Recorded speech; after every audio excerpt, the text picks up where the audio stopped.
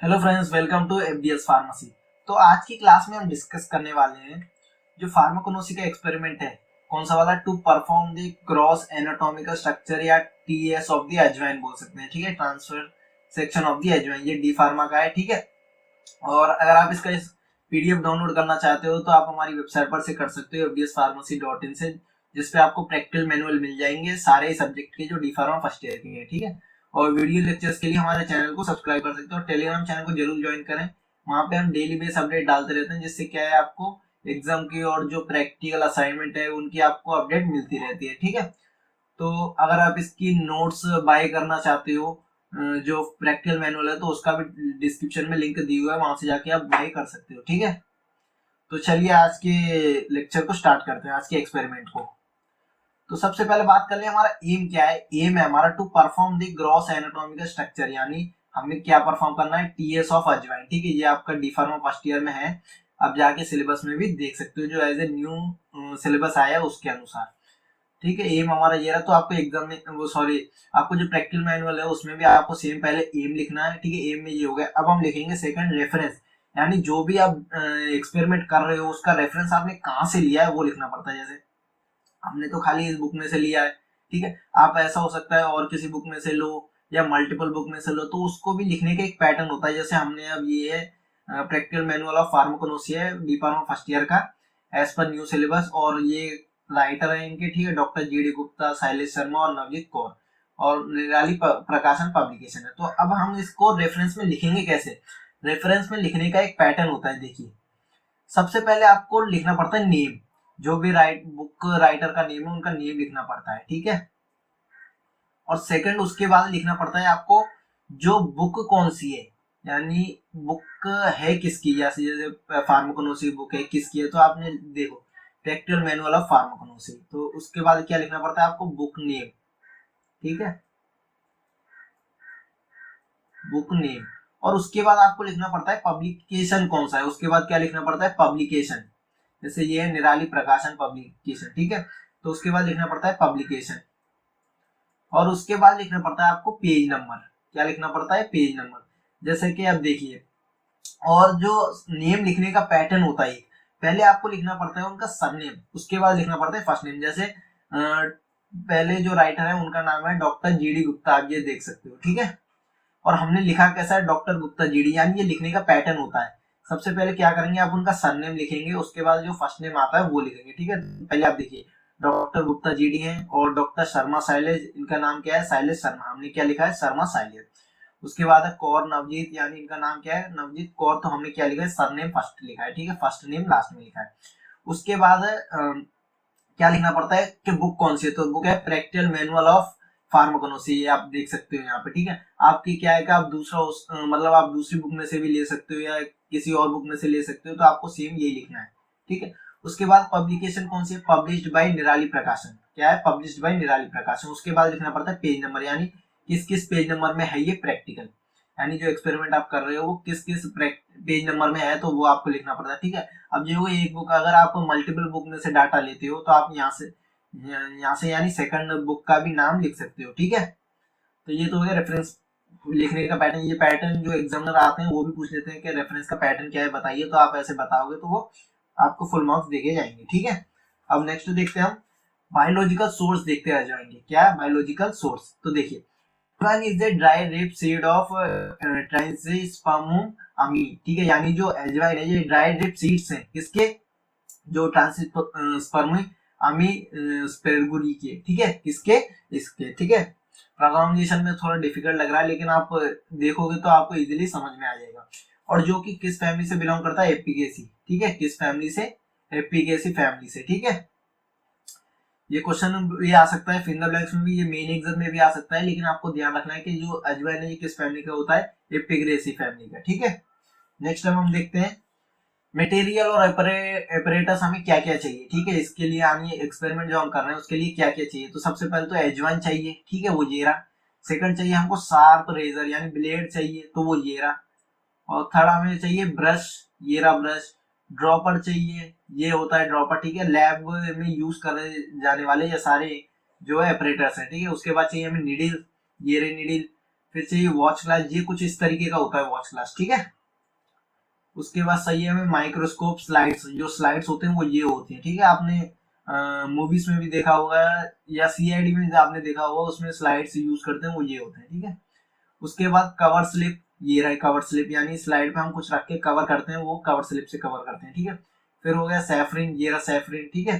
फिर हो गया ग्लिसरीन, और फिर लास्ट में हो गया हमें कंपाउंड माइक्रोस्कोप, ठीक है। ये सारी चीजों को हमें इस एक्सपेरिमेंट में जरूरत पड़ने वाली है, ठीक है।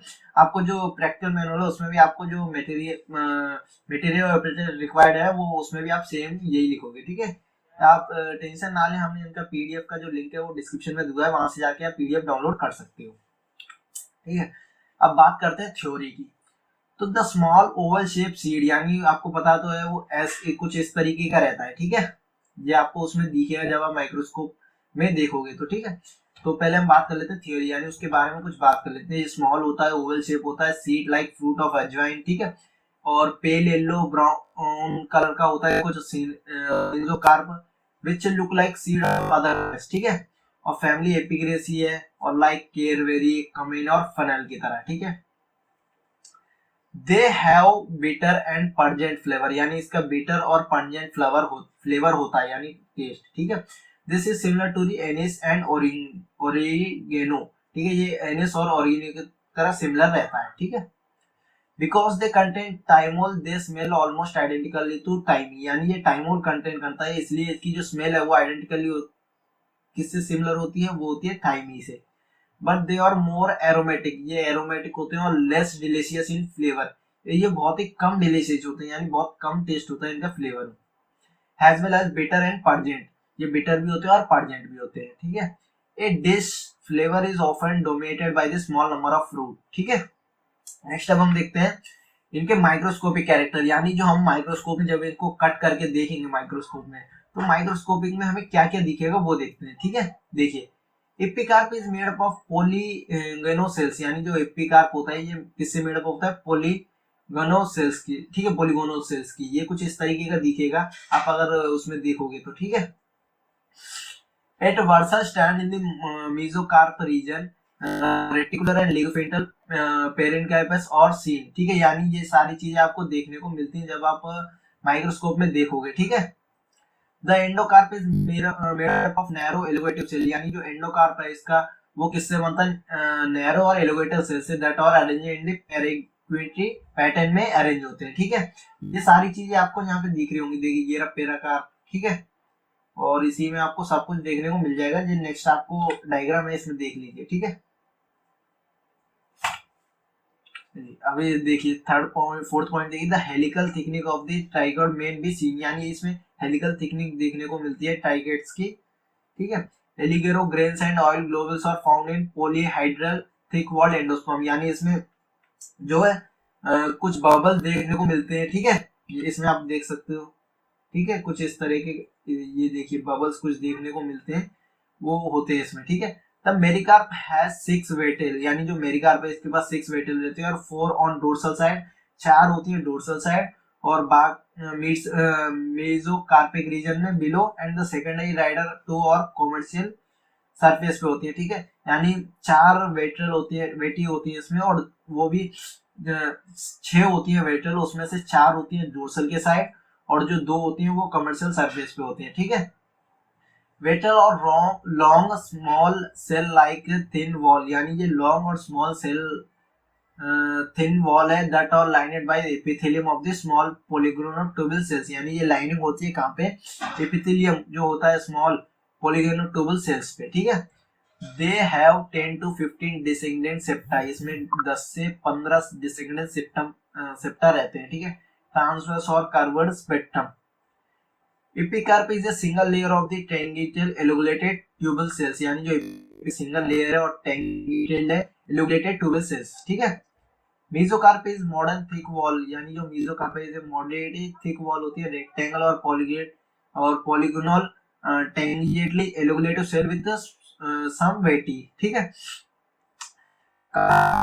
Vascular bundles are present as ground of the thick wall radially elongative cells, यानी इसमें कार्पोपोरस और वेस्कुलर बंडल प्रेजेंट रहते हैं किसमें, group of thickened wall radially in elongative cells में, ठीक है। Integument is a barrel shaped of the tangential elongative cells, ठीक है। Endosperm is made up of thick wall cells यानी फिल्ड विद एम्ब्रोसिस, यानी जो इसका एंडोस्पर्म है ये थिक वॉल से बना हुआ होता है जिसमें एम्ब्रोस प्रेजेंट होता है as well as small circular oil globules भी प्रेजेंट होते हैं made up of polygonal thick walled cells, यानी वो किससे बने हुए होते हैं, पॉलीगोनोथिक वेलेड सेल्स से, ठीक है। Oil globules and grounding of the endosperm cells can be seen in the powder microscope, यानी जो ऑयल ग्लोब्यूल्स है और ग्रुपिंग है ये एंडोस्पर्म सेल्स किसमें देखने को मिलते हैं, जो पाउडर माइक्रोस्कोपिक होता है उसमें, ठीक है। तो ये तो हो गए माइक्रोस्कोपिक कैरेक्टर। आपको सेम जो प्रैक्टिकल मैनुअल आप बना रहे हो जो बनाओगे उसमें आपको सेम ऐसे ही लिखना है, ठीक है। थ्योरी के बाद लिखोगे आप माइक्रोस्कोपिक कैरेक्टर और एक आप पिक्चर लगा दोगे या डायग्राम ऐसा बना दोगे, ठीक है। ये कुछ इस तरीके का डायग्राम आपको देखने को मिलेगा किसमें, जब आप माइक्रोस्कोप में देखोगे, ठीक है। ये देखिए ट्राइजोमा सीड कोटेड और पेरिकार्प होते हैं, ठीक है। कोल्पस epidermis endoplasmic with aleurone grains and lipid globules, ठीक है। ये आपको सारी चीजें इसमें देखने को मिलती है। नेक्स्ट देखिए कि आप प्रोसीजर क्या है इसका, ठीक है। क्या है प्रोसीजर, क्या है, सबसे पहले आप क्या करोगे कि 2 to 3 centimetre long piece of seed ले लोगे, ठीक है। यानी 2 से 3 सेंटीमीटर तक का आप एक एजवाइन का सीड ले लोगे, ठीक है। आपने एक एजवाइन का सीड ले लिया, ठीक है। उसके बाद क्या करोगे, the seed should be placed between thumb and finger, यानी उस सीड को आप थंब और फिंगर के बीच में लगा लोगे लेफ्ट हैंड में, ठीक है। जैसे ये हैंड है आपने ऐसे लगा लेना है, ठीक है, लगा लोगे। उसके बाद क्या करना है, the razor should be taken in right hand, जो आपको रेजर है जो आप ब्लेड यूज कर रहे हो उसको आपको किस में लेना है, राइट हैंड में लेना है, ठीक है। और जो एज है, जो किसका जो एजवाइन का एज है उसे आपको क्या करना है, राइट एंगल पे बिल्कुल रखना है, ठीक है। The top portion of seed should B dipped in water, यानी उसके बाद आपको क्या करना है, जो टॉप पोर्शन है इसका उसको आप में डीप कर देना है, किसमें, वाटर में, ठीक है। यानी वाटर में भिगो लेना है या डुबा के एक बार निकाल लेना है, ठीक है। उसके बाद क्या करोगे, then the seed should be cutted in transversal section as possible in a watch glass container water, यानी आपको क्या करना है कि वो जैसे आप डुबो के निकालोगे आपको कट कर देना है वो ट्रांसफर सेक्शन में, यानी कुछ इस तरीके से कट करना है इस पोर्शन में, ठीक है। जैसे कट करो, जैसे ये रहा, तो आप इस लाइन में कट कर लोगे, ठीक है। उसके बाद क्या है, the thinnest part of the seed should be selected with the help of delicated brush, यानी उसका जो थिनेट पार्ट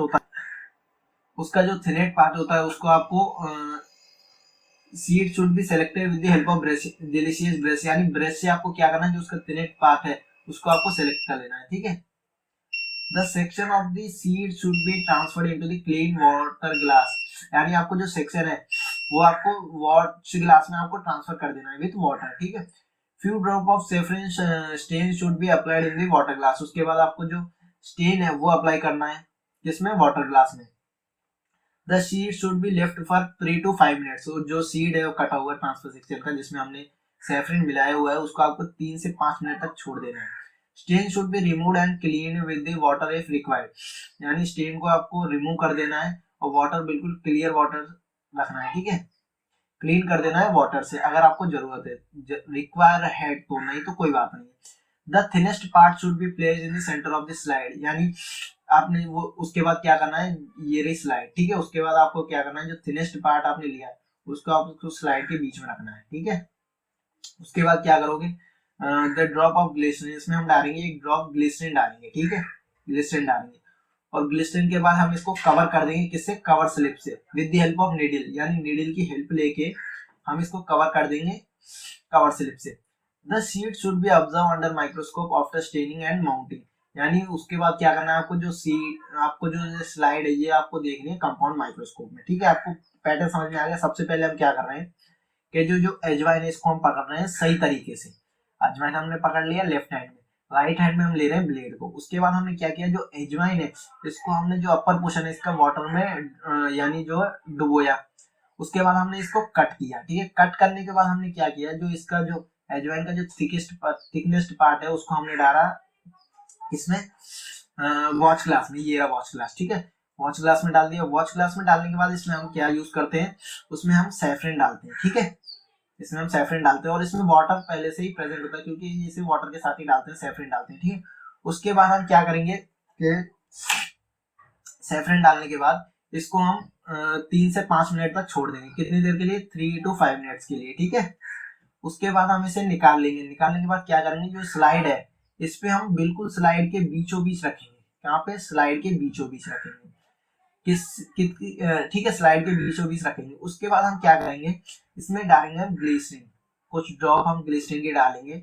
उसके बाद जो कवर स्लिप है इससे हम इसको ढक देंगे। किसकी हेल्प से ढक देंगे, जो नीडल है इसको बिल्कुल बीच में करना है। इसको बीच में किसकी हेल्प से करेंगे, नीडल की हेल्प से, ठीक है। ड्रॉपर की हेल्प से हम ग्लिसरीन और जो सैफरन है वो डालेंगे, ठीक है। और ब्रश से हम इसको क्लीन कर लेंगे। और इसमें यानी जो सारी चीजें हैं वो हम ऑलमोस्ट यूज कर ही चुके हैं। इसके बाद इसे कवर करने के बाद इस स्लाइड को हम ले जाएंगे माइक्रोस्कोप में। उसके बाद जो हम कैरेक्टर देखेंगे उसमें वो हम देखेंगे, ठीक है। वो सारी चीजें आपको ये देखने मिलेंगे जो माइक्रोस्कोपिक कैरेक्टर है, ठीक है। ठीक है, उसके बाद आ जाता है आपका रिजल्ट, ठीक है। आप प्रोसीजर तो समझ गए। तो आपको सेम क्या करना है, जो आप प्रैक्टिकल मैनुअल लिखोगे उसमें भी आपको सेम पैटर्न फॉलो करना है। पहले आप लिखोगे एम, रेफरेंस लिखोगे, बायोलॉजिकल सोर्स लिखोगे, मटेरियल और एपरेटस क्या क्या रिक्वायर्ड है वो लिखोगे, फिर कुछ थ्योरी लिखोगे, यानी जो हम एजवाइन है उसके बारे में कुछ ना कुछ थ्योरी लिखेंगे। उसके जो माइक्रोस्कोपिक कैरेक्टर होते हैं, जो माइक्रोस्कोपिक कैरेक्टर होते हैं किसके, एजवाइन के, वो हम लिखेंगे, ठीक है। और एक पिक्चर हम डायग्राम बना देंगे अच्छे से। और प्रोसीजर क्या है, यानी आप कैसे उसको ट्रांसफर सेक्शन में देखोगे वो आप प्रोसीजर पूरा लिखोगे, ठीक है। और एग्जामिनर आएगा तो उसको आप बताओगे भी कि कैसे कैसे हम यूज करते हैं, ठीक है। ये सारी चीजें जो हमने देखी ली है, ऑपरेटर सारे लिए, वो सारे काम आए हैं, ठीक है। उसके बाद आप लिख दोगे result, the gross anatomy study of ajwain was performed and determined, ठीक है। तो ये पैटर्न आपको लिखना है जो आप प्रैक्टिकल मेनू बनाओगे, जो डी फार्मा फर्स्ट ईयर के, ठीक है। सेम पैटर्न आपको लिखना है, ठीक है। अगर आप इसका पीडीएफ डाउनलोड करना चाहते हो तो हमारी वेबसाइट पर से कर सकते हो, fdspharmacy.in से, और डिस्क्रिप्शन में भी लिंक है, वहां से भी जाके आप डाउनलोड कर सकते हो। और वीडियो क्लासेस के लिए हमारे चैनल को जरूर सब्सक्राइब करें, लाइक करें और शेयर करें, और अपने दोस्तों में जरूर शेयर करें। और thank you for watching the video.